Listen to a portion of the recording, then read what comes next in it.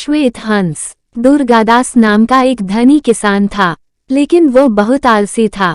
वो कभी खेत देखने नहीं गया और न ही वो फसल देखने गया। उन्होंने अपनी गायों और भैंसों के साथ साथ अपने घरेलू सामानों की भी देखभाल नहीं की। उसने सारा काम नौकरों पर छोड़ दिया।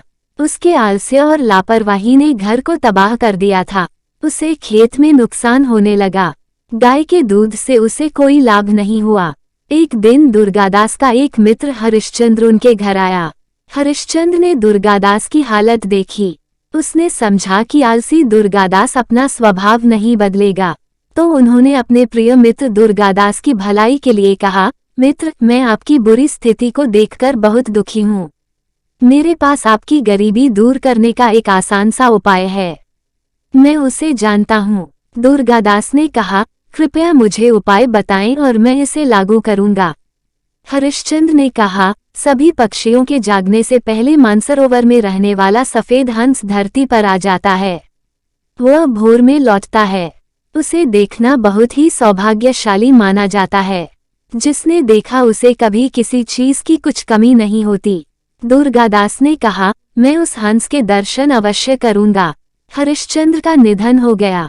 अगली सुबह दुर्गादास जल्दी उठ गए। वो हंस को देखने घर के बाहर निकला। उसी समय उसने देखा कि एक व्यक्ति उसके गेहूं के ढेर को अपने गेहूं के ढेर में उंडेल रहा है। दुर्गादास को देखकर वे लज्जित हुए और क्षमा याचना करने लगे। खलिहान से घर लौटने पर वो गौशाला में गया। वहां एक गाड गाय का दूध निकाल रहा था और अपनी पत्नी के बर्तन में डाल रहा था। दुर्गादास ने उसे फटकार लगाई। घर पहुंचकर उसने कुछ पानी पिया और हंस को देखने बाहर चला गया और खेत में चला गया। उसने देखा कि मजदूर अभी तक खेत पर काम करने नहीं आए थे। वो कुछ देर वहीं रुके। मजदूरों के आने पर उनके व्यवहार का खुलासा हुआ। इस प्रकार वह जिस स्थान पर गया था उसका नुकसान बच गया। श्वेत हंस के अवसर पर दुर्गादास हमेशा सुबह उठकर बाहर जाने लगते थे। अब वो अपने सेवकों के साथ काम करने लगा। उनसे चोरी रोकी गई। पहले वह बीमार रहते थे, लेकिन अब वह ठीक हैं।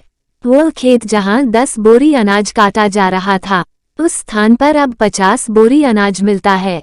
एक दिन दुर्गादास का मित्र हरिश्चंद्र उनके घर आया। दुर्गादास ने कहा, मित्र, मैंने आज तक एक सफेद हंस नहीं देखा, लेकिन उसे ढूंढने से मुझे बहुत मदद मिली। हरिश्चंद्र मुस्कुराया और कहा, कड़ी मेहनत एक सफेद हंस है। पंखों को केवल अनुपात की भावना देने के लिए दिखाया गया है। इस कहानी से यह सीख मिलती है, जो बिना किसी प्रयास के नौकर को काम सौंप देता है उसे नुकसान उठाना पड़ता है। तो दोस्तों, कैसी लगी हमारी ये कहानी कमेंट करके जरूर बताइएगा। अच्छी लगी तो कहानी को लाइक, चैनल को सब्सक्राइब जरूर करिएगा। Thank you.